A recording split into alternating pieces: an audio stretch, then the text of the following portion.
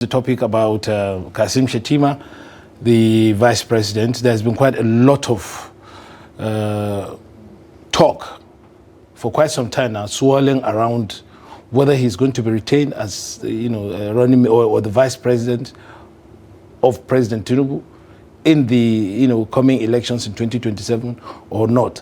There's been quite a lot of talk. In fact, recently a minister in the cabinet of President Tinubu came out to categorically state that, look, if Kashim Shettima is not retained, there could be a lot of problems, electoral problems for the ruling party. And also, let's look at what happened sometime in Gombe last year. We had a lot of fisticuffs regarding whether the issue of whether Kashim Shettima is going to be retained or not. Now, what really is happening? What can you tell us? What can you tell Nigerians on what's happening? There are a lot of wheels within wheels on this issue, but as a security and political analyst, what is your take on it? In the first place, the choice of Kashim Shettima was the choice of Mr. President and Commander-in-Chief Bola Ahmed Tinubu because of their already existing relationship, because there were more politically accepted candidates than him. And again, that Muslim ticket created a lot of rancor. Don't forget, we're a secular state. We only did it during the Open 93, Moshood Abiola and Baba Gana Kingibe, and it repeated itself. Look at what has been happening. When we talk about choice of a vice president, we can never compare the choice of Atiku Abubakar during Obasanjo first and second tenures to that of Shettima, because as a vice president, you need to have certain political control outside even your geopolitical zone. That cannot be said of Kashim Shettima. Is, according to certain news that have been going around, like a lame dog in the presidency, where even first in history as a vice president is resident, even though officially that resident is supposed to be there, is isolated from even the commander-in-chief.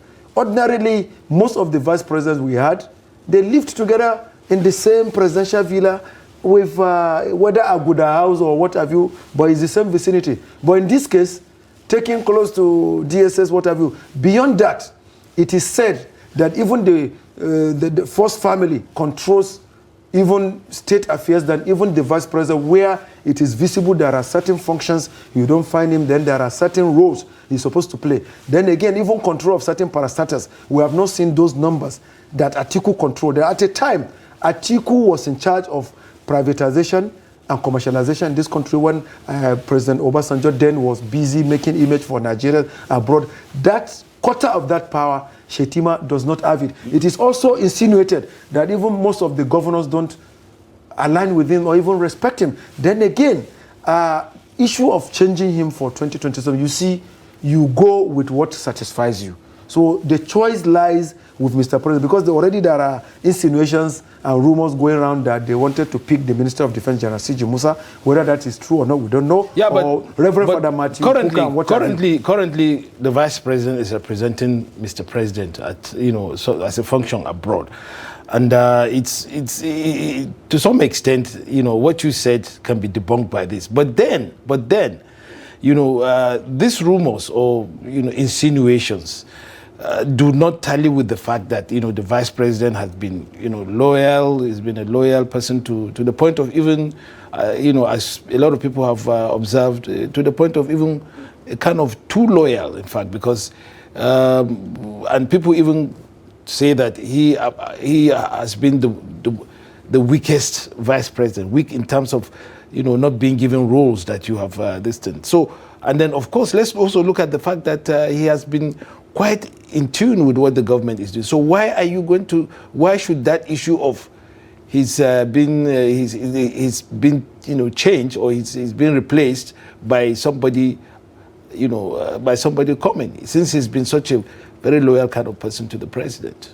You see, it is only a man that lives inside the house that knows where the roof leaks. Even from the body language, you can know it's not been carried along, even though severally denied.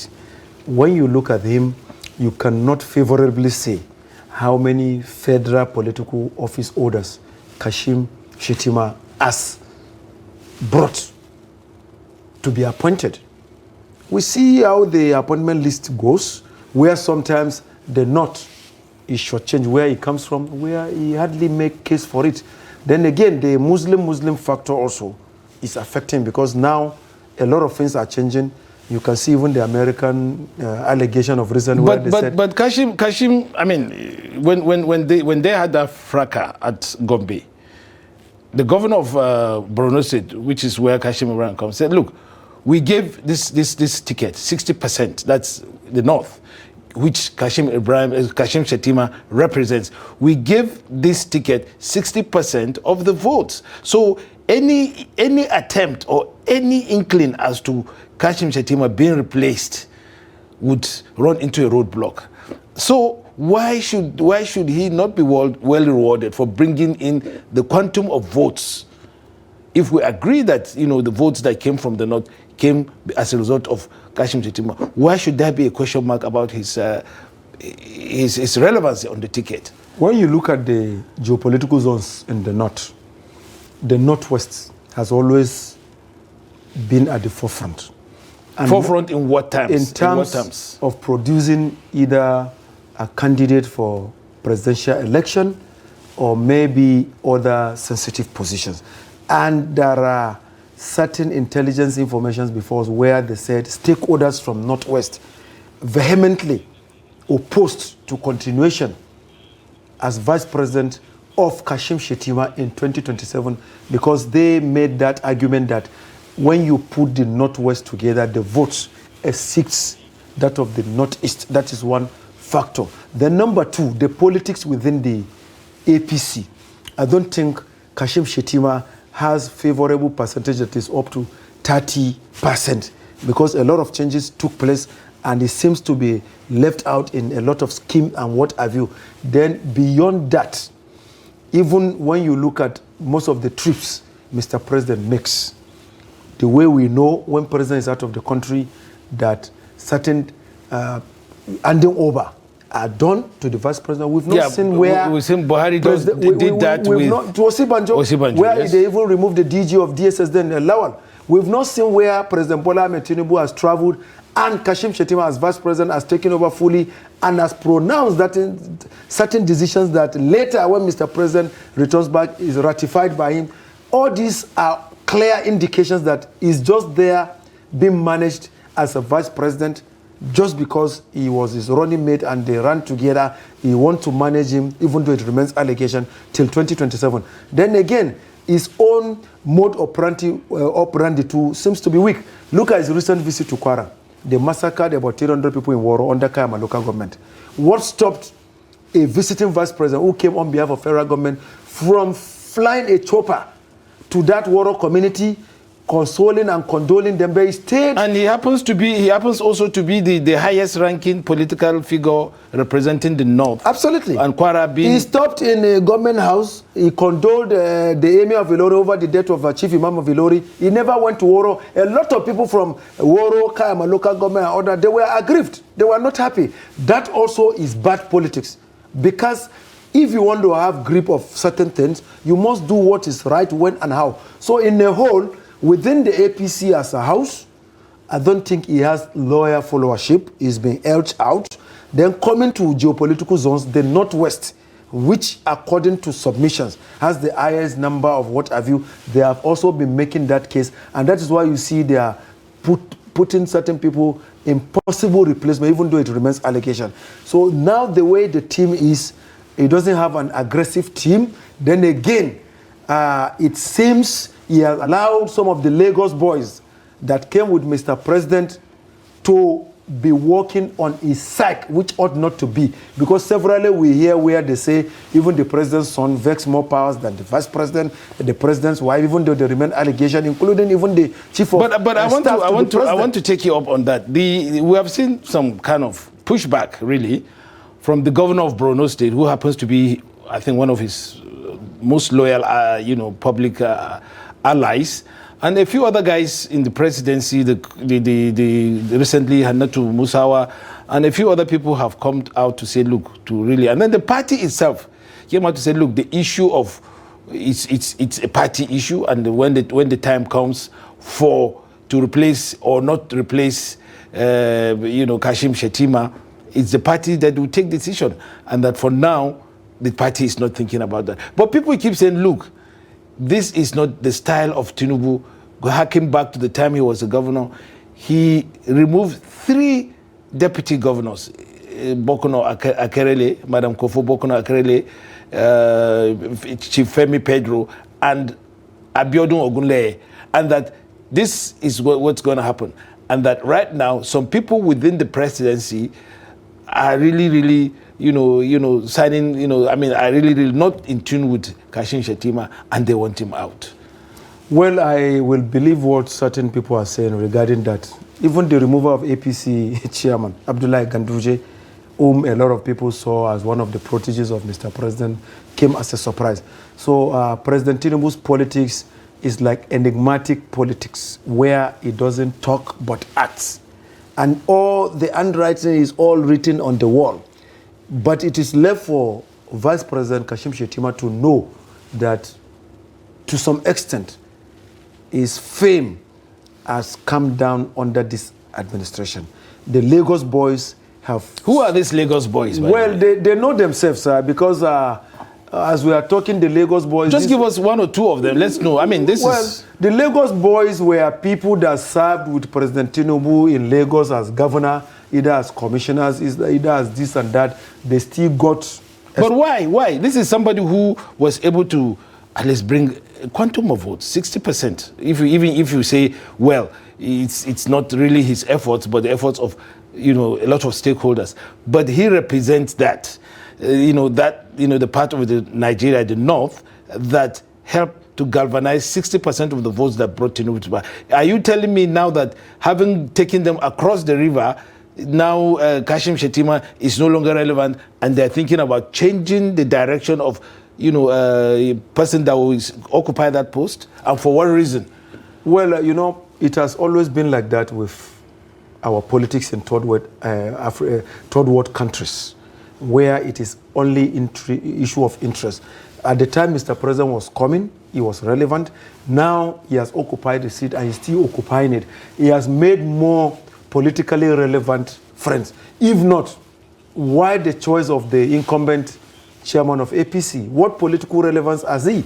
So that is where you know that they also have certain calculations. Even the candidates they are proposing, like the Minister of Defense, the Reverend Father Matthew Kuka, when you look at political followership and whatever, what political followership do they even have in the Northwest? There are certain gimmicks that is being played until the time comes before we know. But like I said earlier, the Lagos boys are in charge with the resources, with the political control, and they feel and believe they can maneuver, and their maneuvering is intended towards edging out the incumbent vice president. If he takes it, fine. If he doesn't take it, when the time comes. But all the clear indications are there that something is pointing to that direction, that in 2027, he might not be picked as a running mate. But why? I mean, he has been loyal. He has stayed the course. And while all this are swirling around him, he appears to be silent. Maybe he has been gagged. He's been told to keep quiet and not say anything. Or maybe he's doing what is called strategic silence, in the sense that, okay, I'm not in a position to talk now, but at an appropriate time, when what I have to say will be relevant, I will say it, and then we'll let the whole of Nigeria knows. But somehow people are saying, where is the vice president? Why can't he say something? Especially given the fact that when you compare his situation with what Atiku used to do, or when he was doing under President Obasanjo, he refused to be gagged. He was fighting back. If this is the truth, why is Kashim Shettima not doing the same thing as Atiku did? Is it a matter of character flaws, or is it a matter of strategic silence? In the first place, some sycophants succeeded in denting his image before the first family. That is there. For sure? for sure. That is there. How did that play There out? were allegations where they said certain people in the villa confided in Mr. President that Kashim Shettima, as vice president, has been sending marabouts to the Holy Land to pray for the demise of Mr. President, even though it remains allegation. That is generally that's very weighty. Then number two, Vice President Kashim Shettima himself refused to use his power as vice president to market himself in the entire north.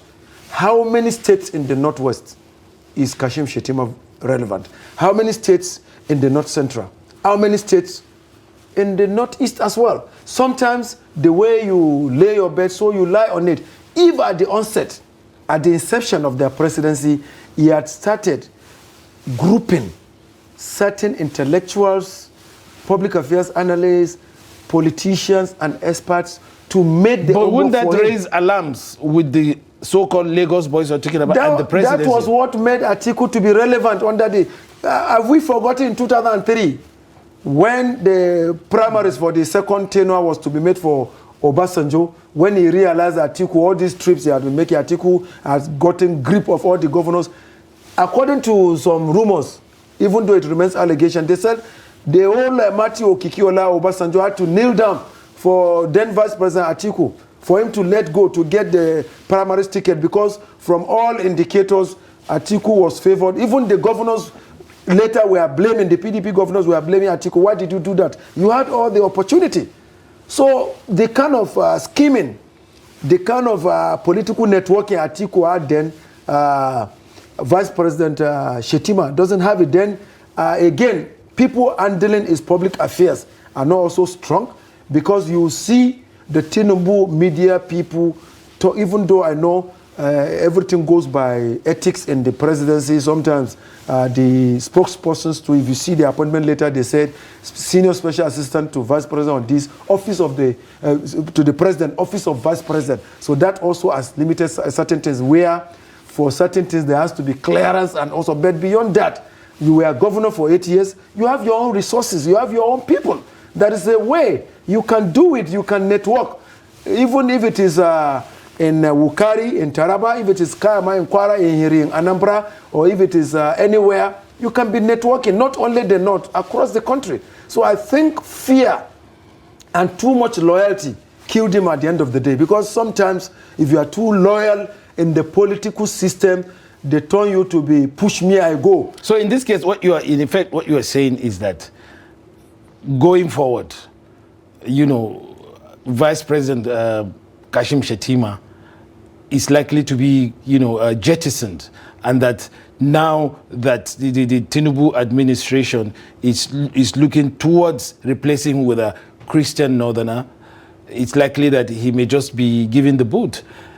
And then people are also saying that, look, we cannot carry on the Muslim ticket because foreigners, the Americans, have made, you know, representation and said, look, if you want us to support you, or if you want us to relent on what we're saying, accusing Nigeria, we don't want you to retain the Muslim ticket. Is that part of the consideration that Shettima will be given the boot, or will be jettisoned off the ticket? I earlier emphasized that Muslim ticket barrier now, with the allegations Trump raised of recent, even though it has been cleared to some extent, that is going to be the major barrier, followed by lack of political network, then the enemies within, because it appeared he came but refused to conquer. Some ministers under this government are more powerful than our own vice president, which ought not to be. In fact, even the budgetary allocation to his office, when compared to the previous ones, is nothing to write home about. We cannot talk about a strong... it was during Atiku vice presidency that we got to know names like Nat Yeduma, Professor Dr. Usman Bogaje, and host of others, Lao Jafaru Issa, under the vice president's office. Tell me the senior aide that has that influence. These were aides of vice president then. They had influence. So I think you need to know and read the handwriting on the wall, even though a lot of things are like rumors. But from rumors reality comes to play now, in politics. Let's say hypothetically, if Vice President Shettima is removed from the ticket and then is replaced by Christian Northerner, maybe Matthew Hassan Kuka or Reverend Matthew Hassan Kuka or Christopher Musa or Dogara or any of these Northern Christians, do you think it will bring the same kind of votes that the Muslim ticket of Tinubu and Shettima also bring in 2027 elections? God forbid, if eventually Kashim Shettima is taken aside and you bring either Reverend Matthew Kuka or the Defense Minister General C.G. Musa, what is their political structure, followership and others? God forbid, that's why I use that language, God forbid, it might spell doom for Mr. President Bola Ahmed Tinubu, Jagabamboru. That's what Hannatu Musa said, but... it's the reality, because sometimes Tinubu is not alien to us. I'm a Jakande boy. I've worked with Lateef Jakande, and I know President Bola Tinubu as a Lagos man who to some extent respects Lateef Jakande. And politics is not new to us too. I've been national secretary of a political party, Lateef Jakande's Action Party of Nigeria, now defunct. So I know little about it. So the issues are, if at the end of the day, by the American script, Muslim, Christian, this and that, well, the religion apart, it is the political structure. Because there are certain Christian candidates that might be picked as vice presidential candidate to Tinubu that maybe have political followership. But when you talk about these three you mentioned, outside their constituencies, and maybe few people they know in their senatorial district, who else can they mobilize in states like Kano, Sokoto, Kebbi, Kwara, Niger, Kogi, and others? So in politics, that would be with numbers, calculations. So it's also going to spell doom for President Bola Ahmed Tinubu, Jagabamboru. So, well, we'll have to see as we going forward, and there's quite a lot to say about this. But let's look at what's going to happen in the coming months, weeks and months. But this is a very, very important topic, and thank you very much for giving us some perspective on it. Viewers, this is unfortunately where we have to drop the anchor. It's been quite engaging talking to Comrade Salihu Musa, breaking down all the issues of security and the conundrum with Kashim Shettima. Thank you very much for joining us, and I hope that tomorrow you also continue on this television station with Daily Politics. Thank you very much and good night.